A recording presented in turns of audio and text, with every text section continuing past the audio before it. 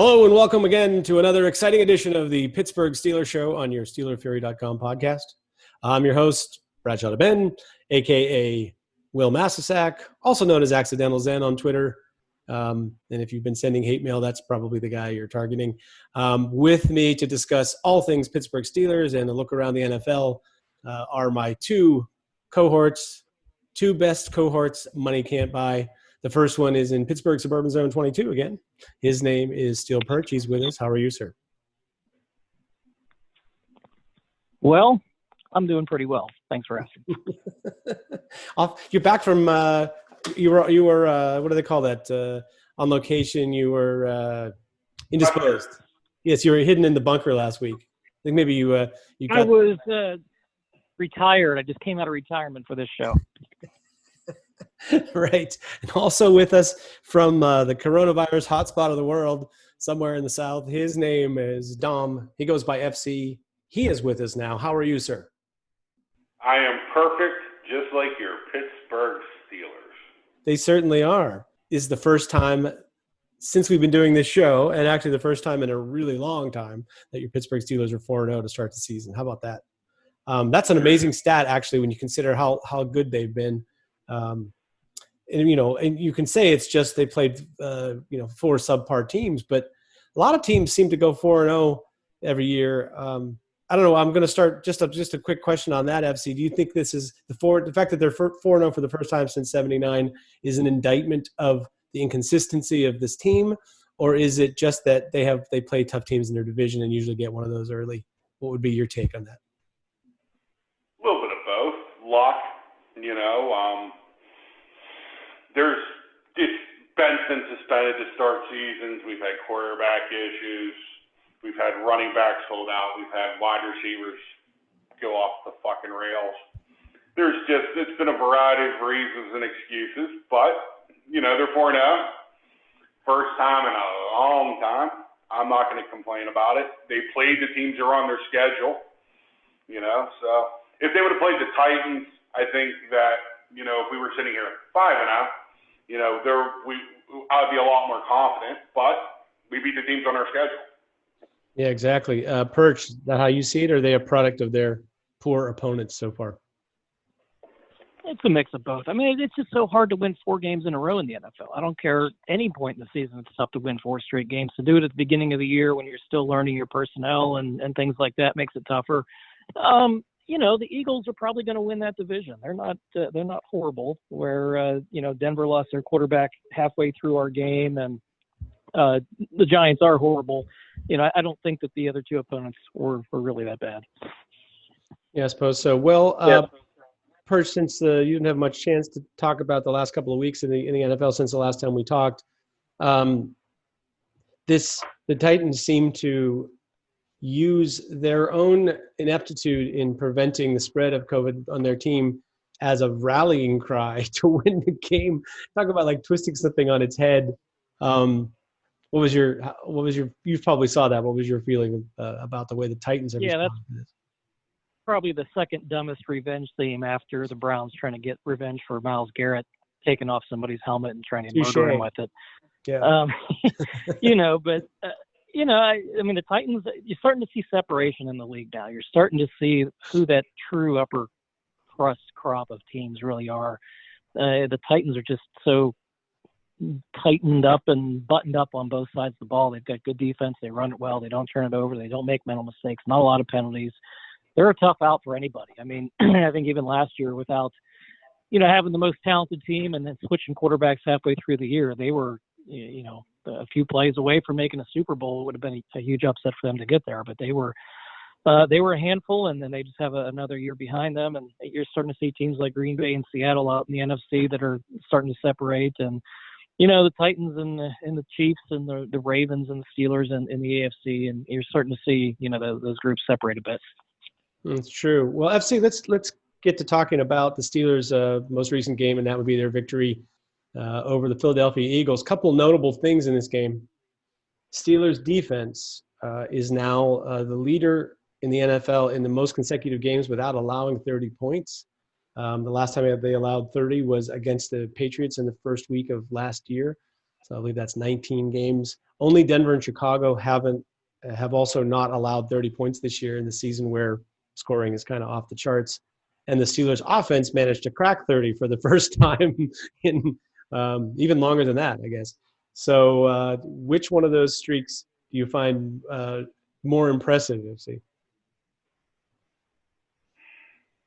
Wow. I mean, it's the shortest midget type of question. Wow. I guess not giving up 30 points because of having the backup quarterback in for 15 games last year, the amount of turnovers, just how well the defense played last year. So I would say not the 19 games without giving up 30 points because they didn't have a starting quarterback and the comedy of errors that took place last season.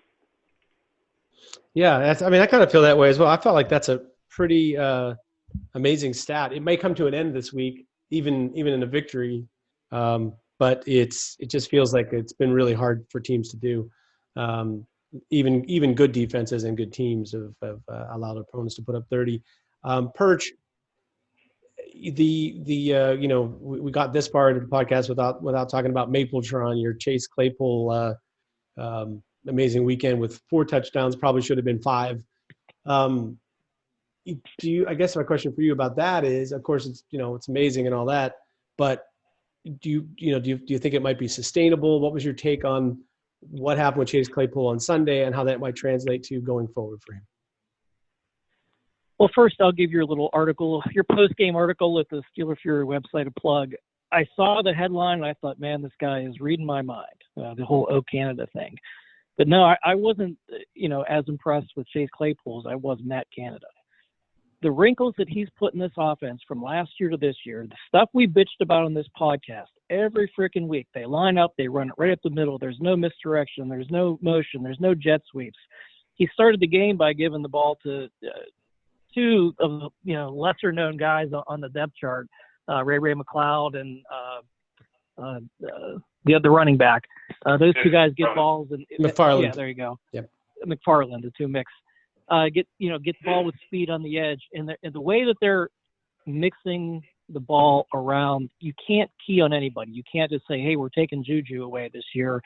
That's fine. Ben will throw the ball to 7 other guys. They'll spread the ball around. They'll run it to 4 and 5 different guys. They're not just going to run James Conner until the wheels fall off and give him 30 carries in a game. He's going to get, he'll get his 15, but there's going to be 3 or 4 other guys that carry the ball quite a bit too. So not to go off track, but that's what I'm paid for. Sure. Although, let me give you a follow-up. Can I get a follow-up just before you move on to the other thing? Yeah.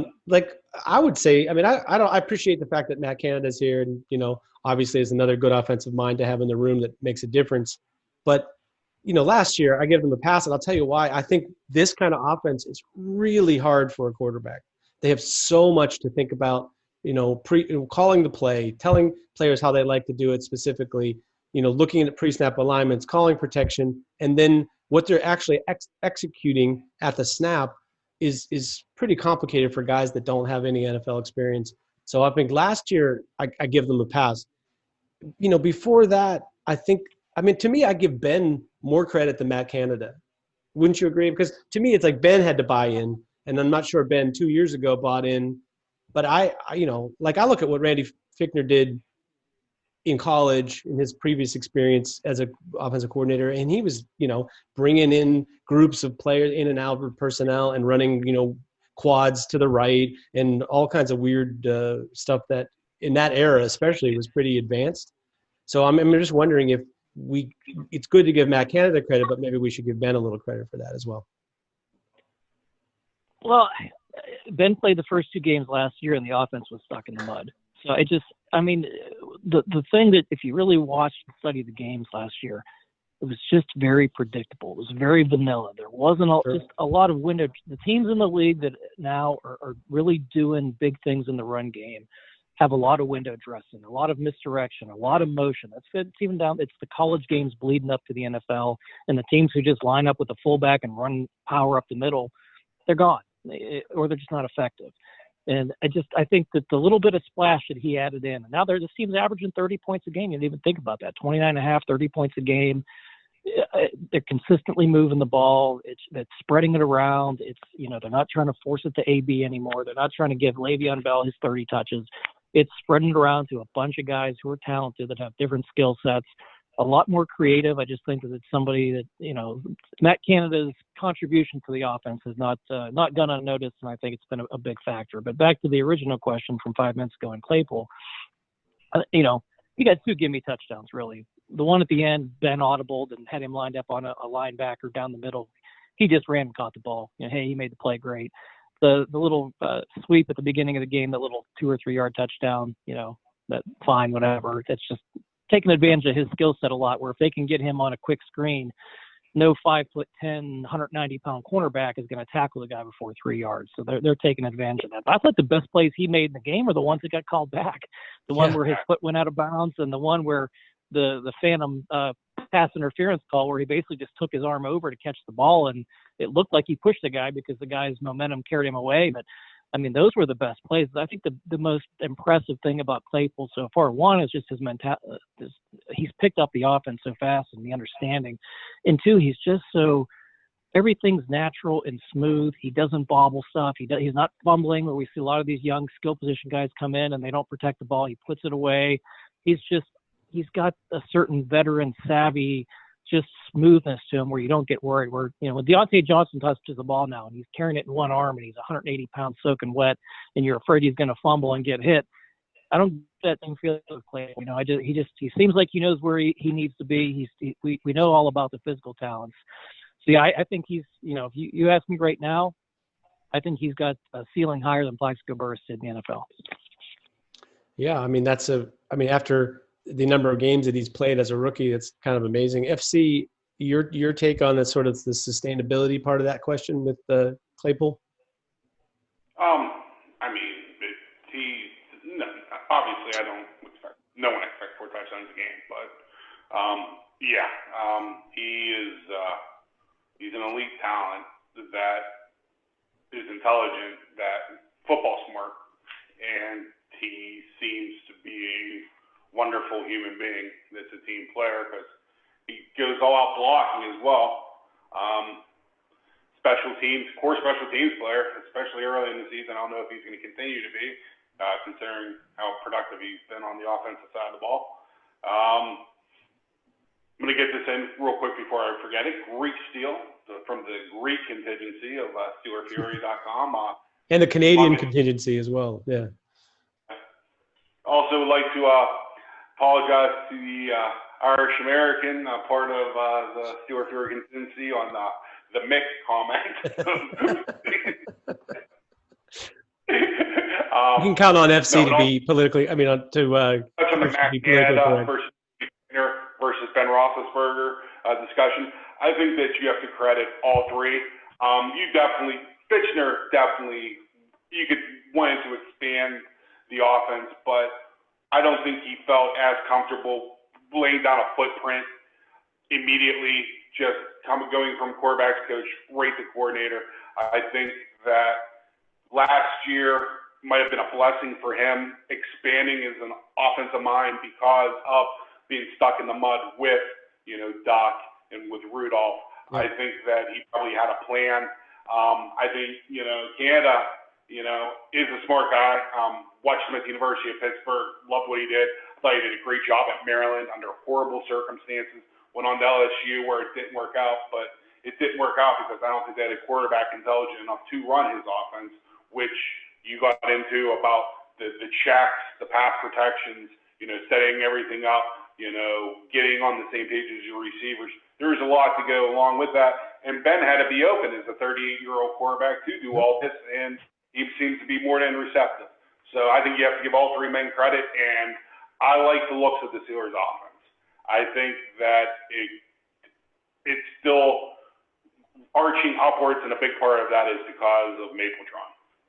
Yeah, totally. Well, it's funny. The last year we were like, if we could just get Ben back with this defense, they'll be in really good shape. Perch, of course, the thing that hasn't really worked out in that regard for the first 4 weeks is Steelers defense has been, overall pretty good. But in terms of what they've, really put on tape for a full game in all 4 games, I think they would be the first to tell you that their performance has been kind of disappointing, especially on third downs, getting off the field, which is like it's an old theme. I mean, here's my question. If I just distill this into a question, do you think it's just the league right now that it's a lot easier for offenses to convert third downs and they're not calling a lot of offensive penalties and there's no crowd noise? Or is there something specific that the Steelers defense is doing that makes them worse than other teams at that? Well, what's Tomlin always say? It's popcorn. One thing pops up and then another one pops up. I mean, there was a 3rd and 9 draw play. They had a blitz on. They had 2 guys run past the running back, and he ran for 75 yards on 3rd and 9. I mean, how does that happen? Just stupid stuff. And the biggest concern for me, and something I think is more schematic and they should be able to fix, how many times have we seen in every single game this year a drive they need to stop or a team driving before half, they get them backed up to 3rd and 9, 3rd and 12, 3rd and 15. And here comes a 16-yard pass, a 15-yard pass, an 18-yard pass into a soft zone with a bunch of guys standing around thinking, I thought you had him. I mean, that's sort of a thing that they've got to get that cleared up because it's happening every single game against mediocre to bad offenses, mediocre to bad quarterbacks have really just eaten them up on money downs. You know, if the other team gets enough blocking to prevent the sack, the soft zone behind it it's not working. That's been a concern. I think we're going to start here in the next month seeing much more proficient offenses and some better quarterbacks coming in, and boy, they've got to get it cleaned up. And if I see Minkah Fitzpatrick bounce off another tackle, I'm going to have to go buy 2 more TVs because I'm already down 1. He's not trying to. I mean, he's not attempting to tackle anybody. He's running in and thinking that he's big and strong enough to put his shoulder into somebody and they're going to fall over. And it hasn't happened once this year. He hasn't made a hit that has tackled somebody. Every time he makes a hit, they bounce off and get 10 more yards. The guy needs to wrap up a little bit and start to tackle. Yeah, I'm not going to bust on him for making all the interceptions he had last year. Yeah, people are, for the most part, not throwing, that deep middle part of the field where he's taking it up. And anything underneath, he's not making the tackles at all. Yeah, and it feels like, I'm sensing, could be reading something into it, but I'm sensing that he is trying hard to force turnovers. And so in his mind, he's pressing a little bit in that, and he's thinking he's going to hit a guy to knock the ball out versus tackling him. But, your first job is to tackle. And then the second guy there, or your second job, once you know you've got the guy to the ground, is to try to get the football. So I think some of that is anxiety. He's more Ed Reed than Ryan Clark. Somebody needs to tell him that. You're not the guy that's going to go out there and nearly paralyze yourself in every big hit and knock people out. He's more of a ball hawk and more of a skill guy. He needs to wrap up when it's time to tackle. Sure. To that point, Pert, that's what concerned me when they said after the season that, they wanted to get him more involved and they were going to not have him play as much, center field. To me, it's like he did plenty of damage and controlled aspects of the opposing team's game by being back there in center field. Some of those 3rd and 16 and 3rd and 15 throws are a lot harder if you're worried about the guy in the middle, right? So I felt like that was I don't know if that's a push from, his standpoint that he wants to be more versatile and seen as being all around the defense. But it just felt to me like he made more plays when he was, when his primary responsibility was to sit in the, back of the defense. The flip side of that, though, too, is one of the problems is people are matching up people against Mike Hilton.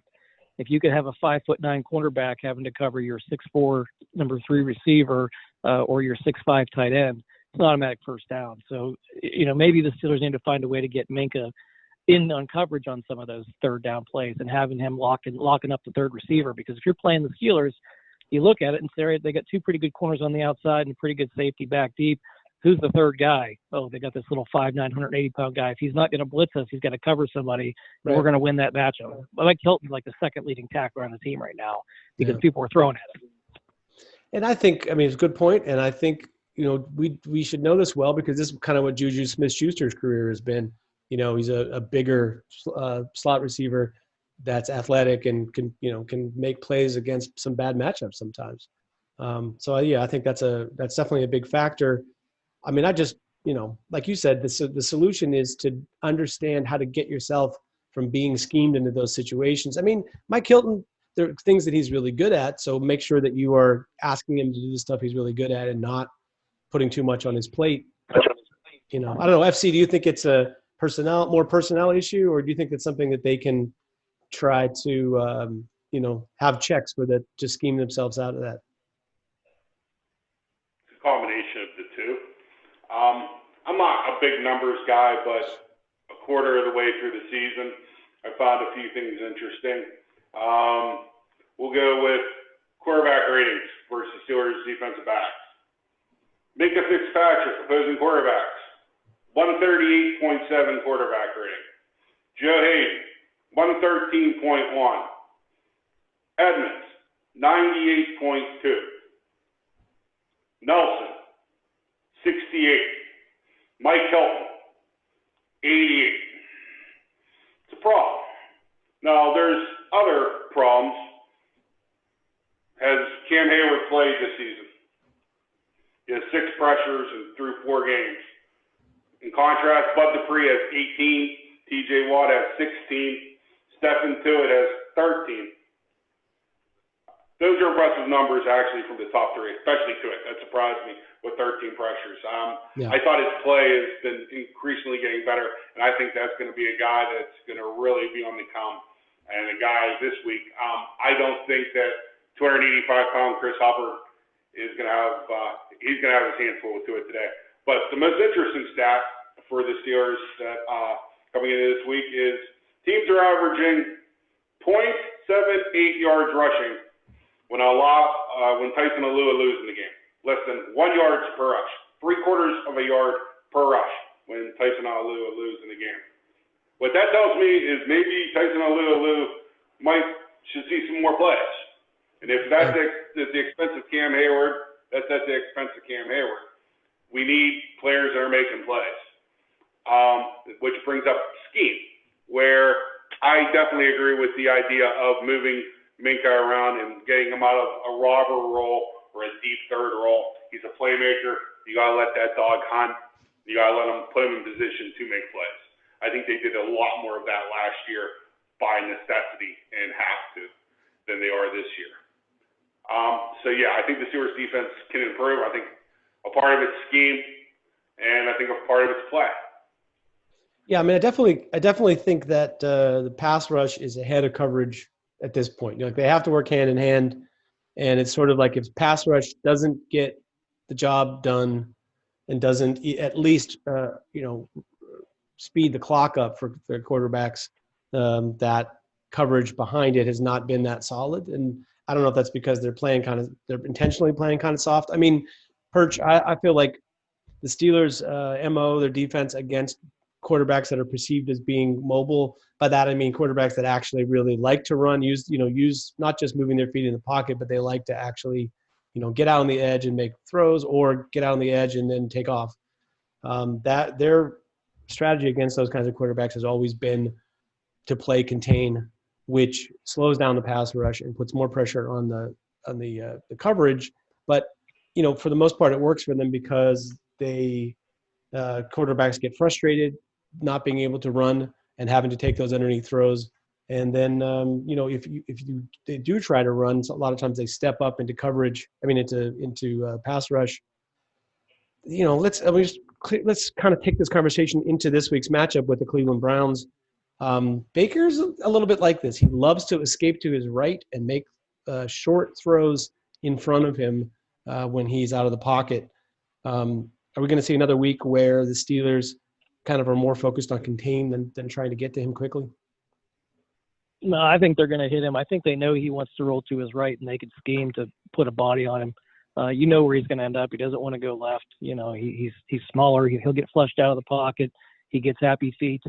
And running to his right ends up where T.J. Watt likes to live, and T.J. Watt feasts and kills the Browns. So it lines up pretty good, and the Steelers are not above being physical. And Cam Hayward's already come out and said, "Hey, we want to test those ribs. We're gonna put a little hot sauce on him this week," and I expect them to really, they're going to be revved up. 1, it's a rivalry game. 2, it's basically for first place in the division. 3, you got the whole nonsense with Myles Garrett and all that shit that happened last year. It's a home game. The Browns have won once ever in the stadium, like 17 years ago. What's Ben's record? Is it like 27-2 or 27-1-1 against the Browns, something like that? So it just never lost to them at home.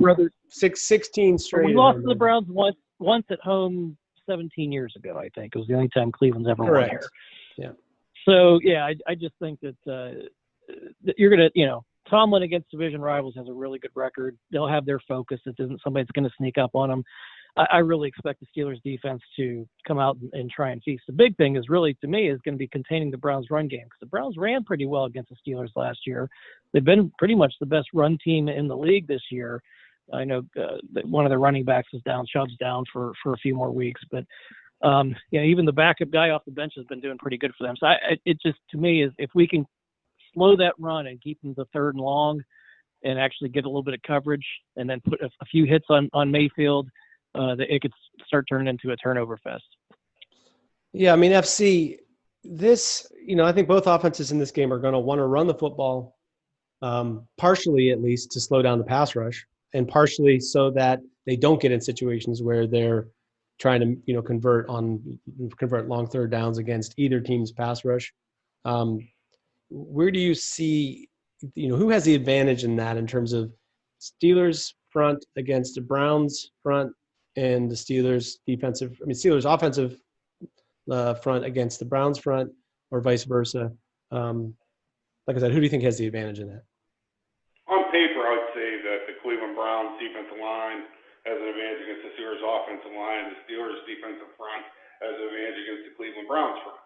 But the game's not played on. How I think it's going to be played is I expect unbelievable, huge performances from players that wouldn't stand out for coming into this game.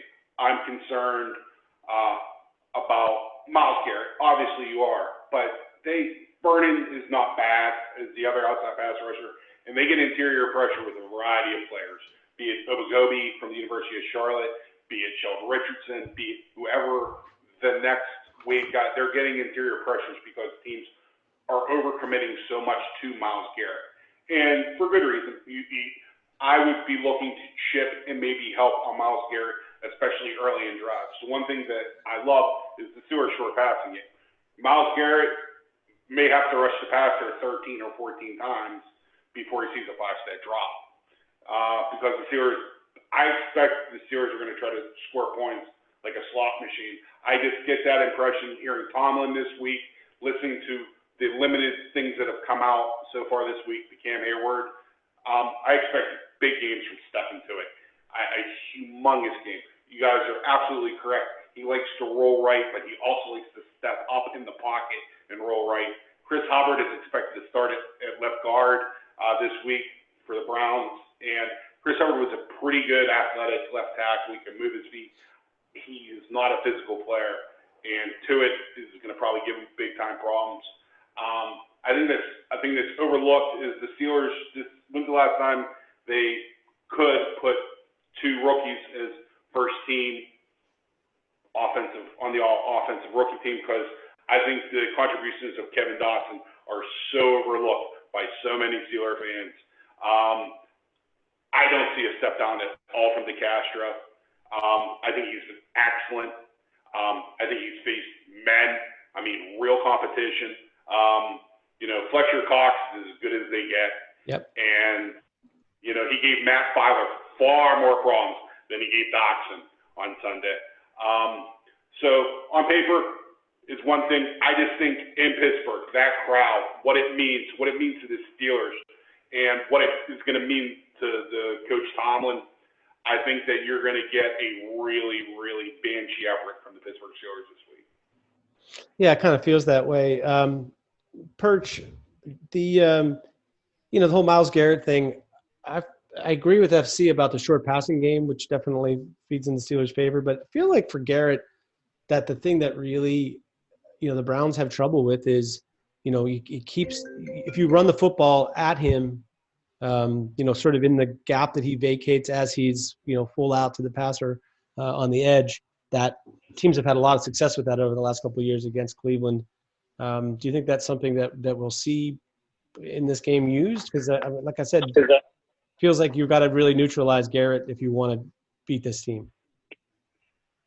Yeah, I think that's what you typically see most good offensive coordinators do is they're going to keep chipping at you. You're going to get a lot of quick passing game. Like FC said, you're going to get runs into your vacated zone.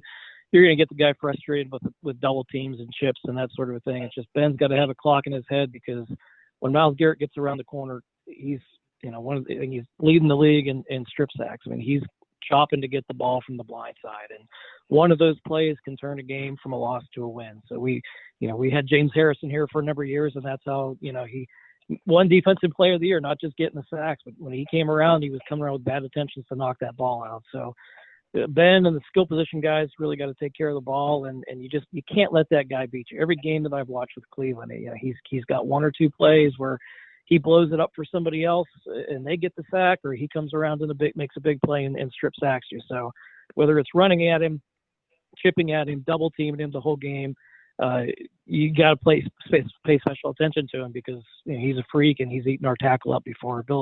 Villanueva has not had good games against Myles Garrett. Well, I will say this: he got beat by Garrett a few times in that tie in the rain, but he also got Garrett a few times in that game. I felt that was I give AV a little bit more credit for more of a standoff. It's just that you give up. How about this? Go ahead. We have not helped Billy very much with Garrett. We've left him pretty much out there on an island and let him pretty much, go mano a mano. And I will say that, and I ain't going to be surprised if the Steelers do it again this week. I'm really not. Well, here's the thing, FC, just to follow up on this. Garrett, we have this memory of Garrett and Villanueva matching up, but they've played Garrett a lot on the other side this year. Like, I think it's I wish I knew the exact breakdown, but I think it's kind of more like 60-40 where he's playing more against the right tackle than he is against the left tackle. And maybe him and Chucks are going to end up fighting. It might be for the best Steelers. Yeah, I feel like that's I guess I'll let you answer, but I was going to say I kind of feel like in a way I like that matchup better than the other side in a way because to me you got to be able to absorb the length. And Chuks just seems like so far in his career that he has taken these long guys and just like sucked the energy out of their long arm and the kind of advantage they usually get with length. Go ahead, FC. I'll let you talk about it. He's got a Flizzo Adams element to his game where he isn't as tall, but he chips away at you. He takes a little bit from you every pass rush. He lands his punch, and he can re-anchor, and the referees don't call him penalties. So you get one move, and then he's grabbing you inside your shoulder pads, and the referees ain't calling it. It's the same thing with boxing. You play the game to where the referees allow you to play it. Right. You're on a pace for the fewest penalties since 1959 in the NFL. They're just not calling offensive, holding. They're looking for, I guess, stuff like offensive pass interference, but you're not seeing, the amount of defensive holding is ridiculous. Yeah, it's not like they're calling, the defensive penalties, like offensive penalties, at an equal rate as defensive penalties. They're calling far less offensive penalties, right? So, literally the lowest penalty total since 1959. Which we're going to get to in a minute.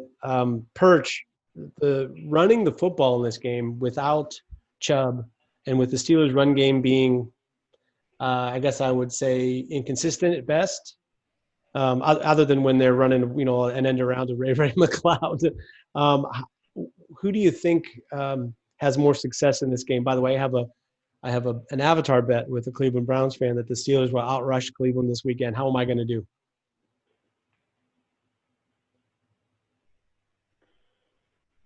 That's for you, Perch. You're muted. Sorry, I had to mute right now. I think you probably lose that one.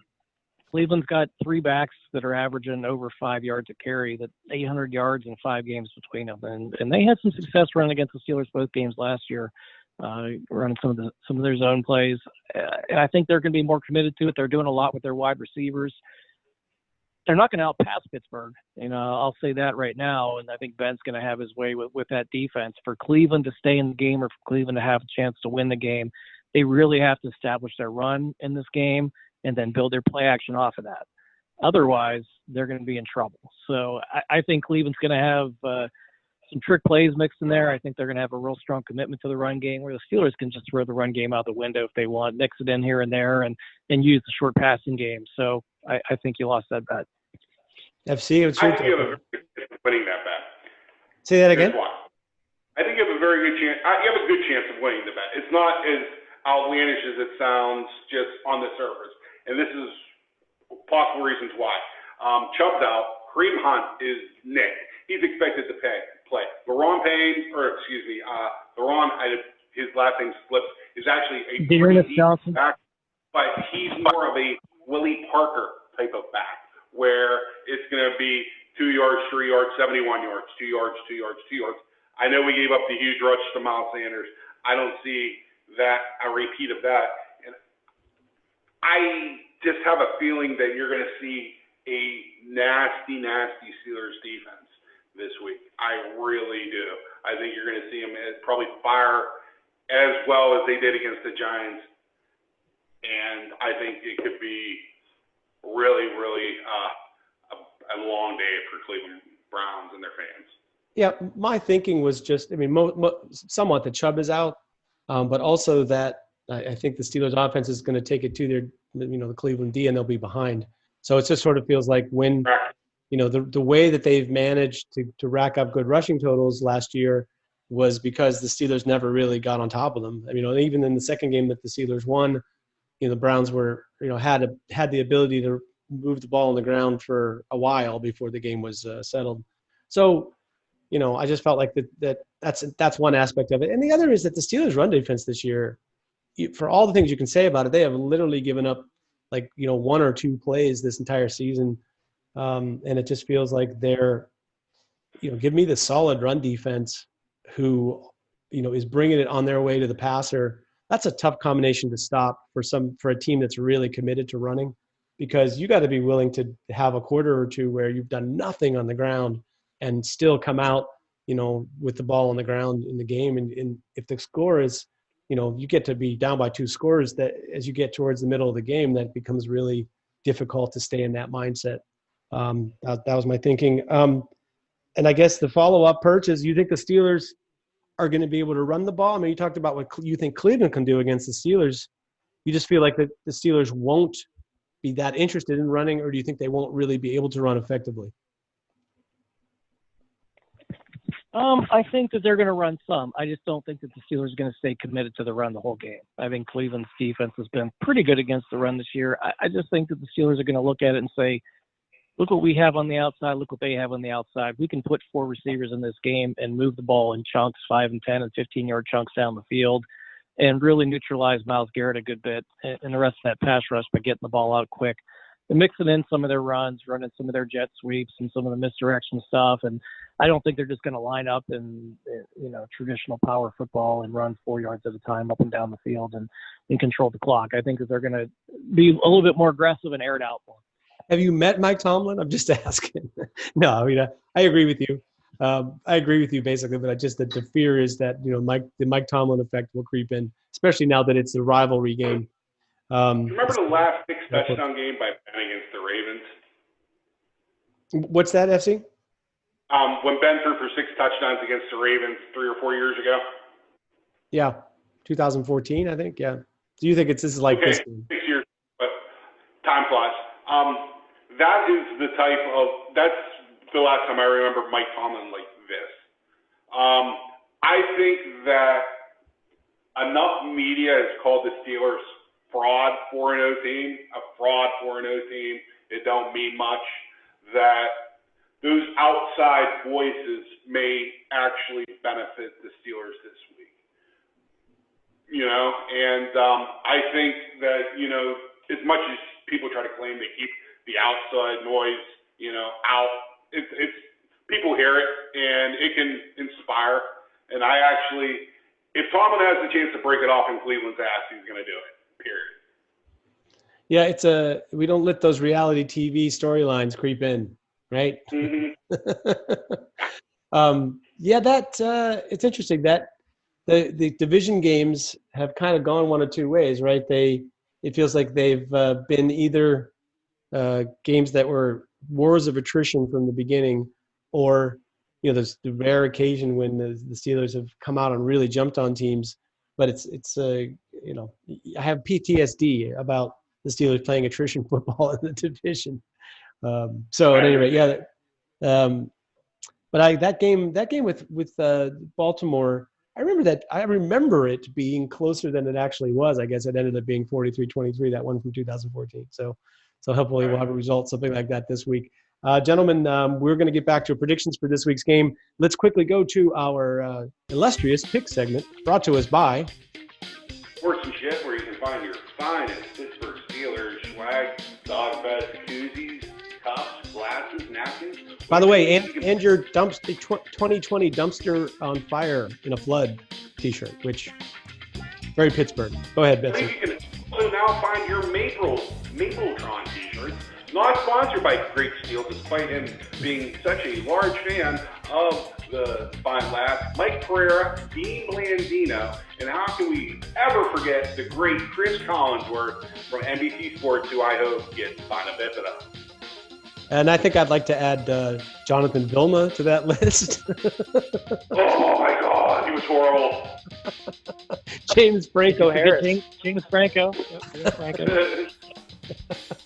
And I would like a special shout out to John Perry, retired NFL official, who was Steve Levy asked him the question on Monday Night Football. He said, "Hey, penalties are way down this year, and that's kind of a good thing for everybody, right?" And John Perry said, "Well, it certainly improves the watching the game and the flow, but there was a lot of meat left on the bone, and it's time to start calling more than just clear and obvious penalties." That was, it's like in one sentence he encapsulated what is wrong with the NFL, right? Because it's the flow of the game and the enjoyment of watching it is now secondary to, we got to call more than just clear and obvious penalties. It's the craziest thing I've heard. Go ahead. Never happened to I'm out there fishing for whales, not for minnows. Which is probably the greatest advice ever given by a referee. Go out there and fish for a whale. Don't look for a minnow. I mean, I'm all for calling stuff when it clearly affects the play, even if it's a minor infraction, but it affected the outcome of the play. But the Chase Claypool actually pushed off. Call it. Yeah, and it's like if you see something that looks like it might be that, but you're in a bad angle and you didn't really catch it, tough luck. Anyway, okay, so enough venting for the moment. Let's pick a game or two.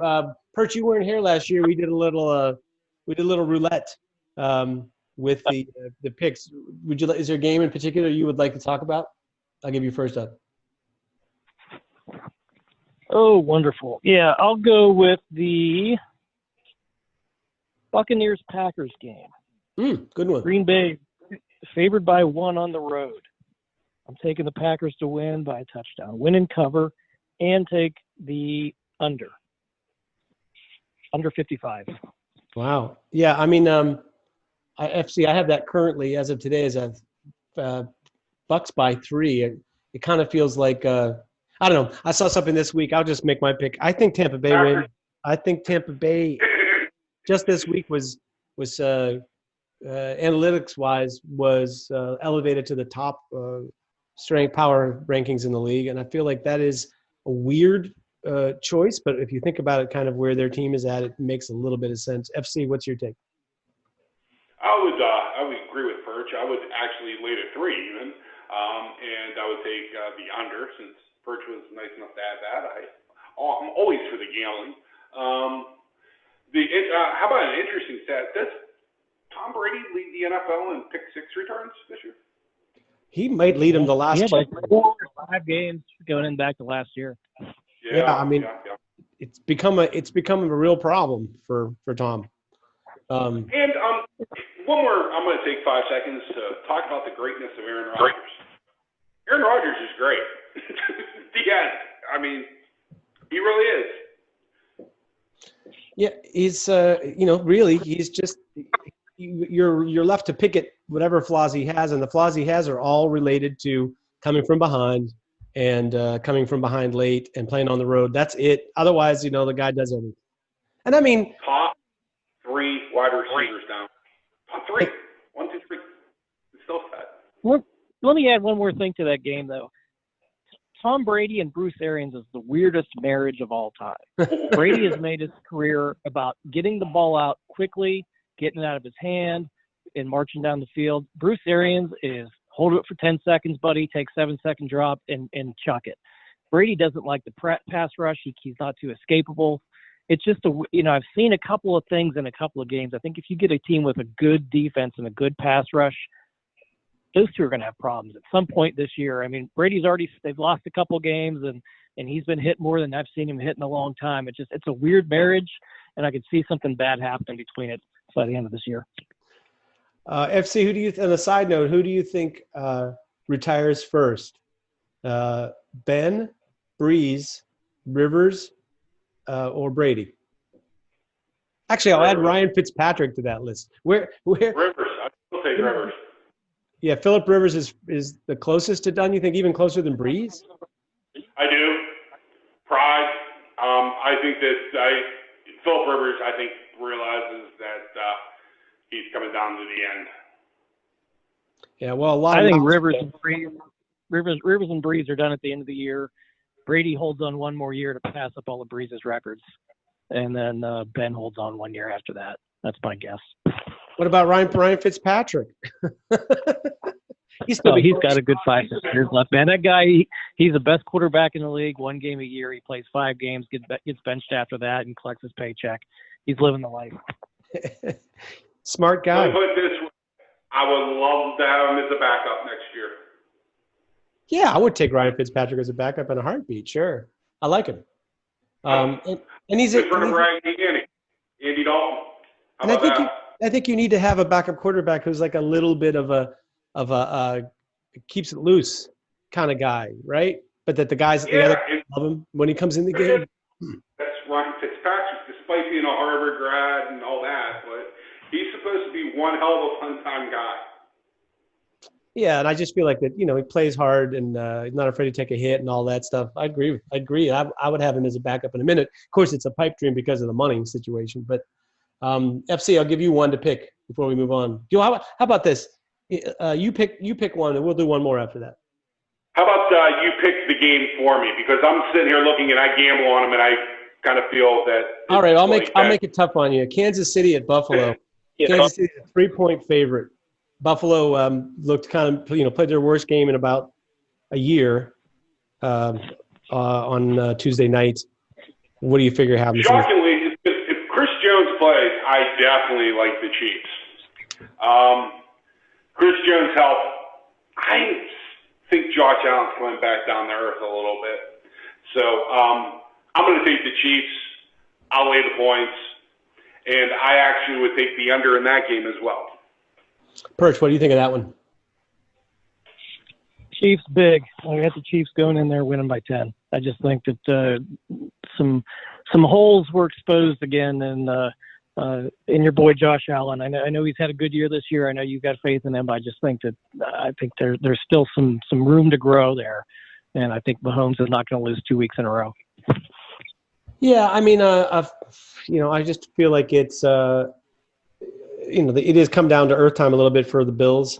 But, if this were like a stadium full of Buffalo fans in a primetime game, I might actually pick the Bills. I'll pick them to keep it close. I don't know about, getting only 3. If they were getting a touchdown in this game, I would take the Bills to bounce back a little bit. But I figure you're right that Kansas City probably makes a difference. It is going to be sort of miserable weather there, looks like. So if that's the case, that might make a little bit of a difference in terms of, what the Chiefs' offense is able to do.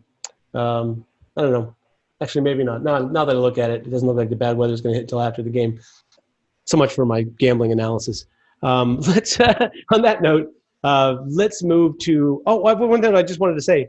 Either of you guys see the comparison of the last. Ryan Tannehill has 14 starts as a Titan starter, and the comparison to his 14 starts as a Titan and Patrick Mahomes' last 14 games. Did you guys see this stat? I did not. Basically, Tannehill has more yards, I believe a better completion percent, more yards per attempt, and a better touchdown to interception ratio than Patrick Mahomes. Patrick Mahomes has been shockingly mortal in terms of his stats in the last 14 games. So just a little Buffalo note to throw at, Kansas City note to throw at you there. So, he's not really in a slump, but it does feel like he's to whatever degree the league is caught up to him, they've caught up a little bit. He's still great, but maybe not quite otherworldly yet this last stretch.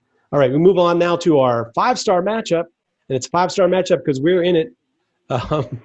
Let's start with UFC. Tell me about the Steelers playing your Cleveland Browns in a rivalry game that actually, both teams are actually pretty good for a change. What's your take on this Sunday's effort? I've hinted around at it. I really like the Steelers this week. I just feel that this is going to be maybe the best game that they play this year on all three sides of the ball, offense, defense, and special teams. I'm going to take the Pittsburgh Steelers. Wait for it, 46-23, which is an incredibly large number. I think that this is going to be Ben, and I won't be shocked if he spreads it around to maybe 4 or 5 different receivers, including running backs, for touchdowns. I just think that the Steelers defense is going to play lights out, and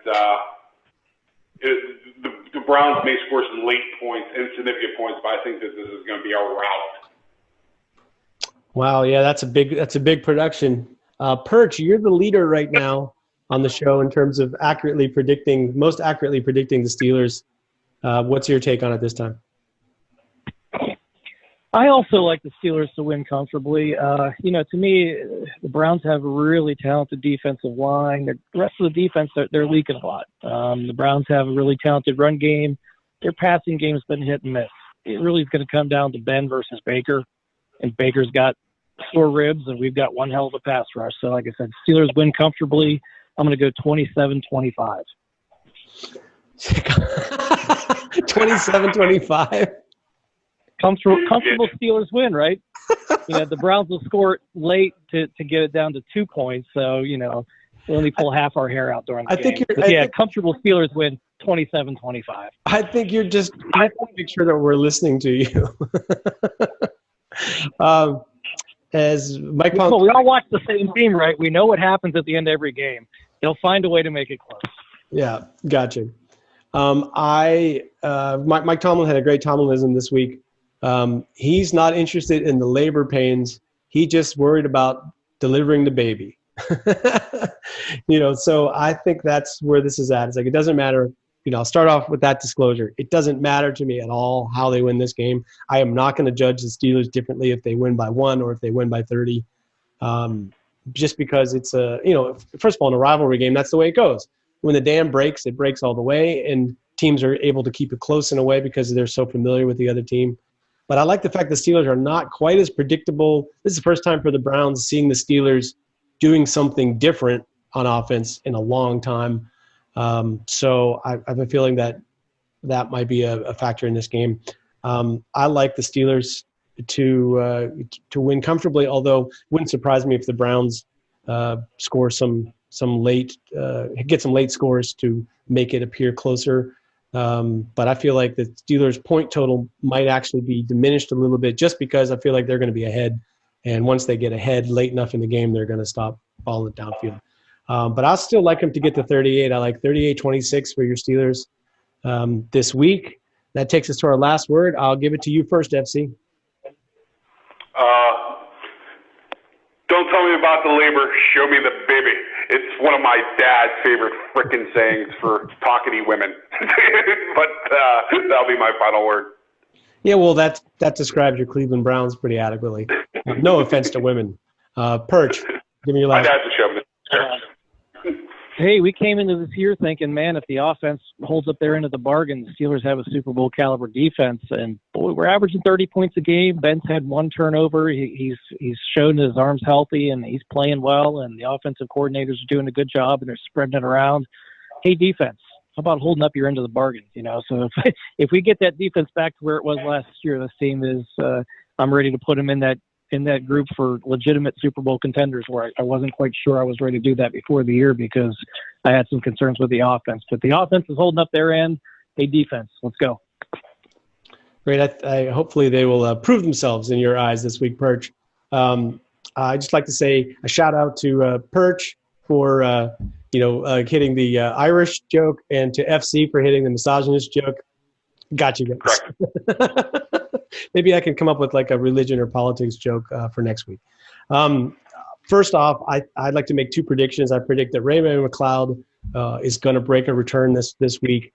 Not that he hasn't before, but I think that's a part of the game for Cleveland that I know they're talking about in Cleveland and in the team, and I feel like it might, it's been an issue for them to this point. And Ray-Ray McCloud is a pretty good return guy who looks like he's maybe going to get some punt returns as well as kick returns this week. So I like that. And the other thing is, for all the talk about this week about Ben doesn't take any deep shots, and Ben himself, deep ball is not there. I don't know what's wrong. Maybe I'm too strong, blah, blah, blah. It reminds me of, the first part of the 2018 season where everybody was like, what's wrong with Ben's deep ball? He's forcing it. I don't know what's going on, blah, blah, blah. And then before you knew it, he was dropping bombs. I have a feeling that there will be one or two beautiful looking deep shots from Ben this week. That's my last word. Gentlemen, thank you for an excellent show. Steel Perch FC, on behalf of everybody at SteelerFury.com, everybody who follows on YouTube, Facebook, our Steeler Fury Facebook group, the internet, Twitter, and all over. I am your host, Accidental Zen, Bradshaw to Ben, and Will Mastersack, saying, talk to you next week after a gigantic Steelers victory. Go get them, Steelers. Go Steelers. There we go.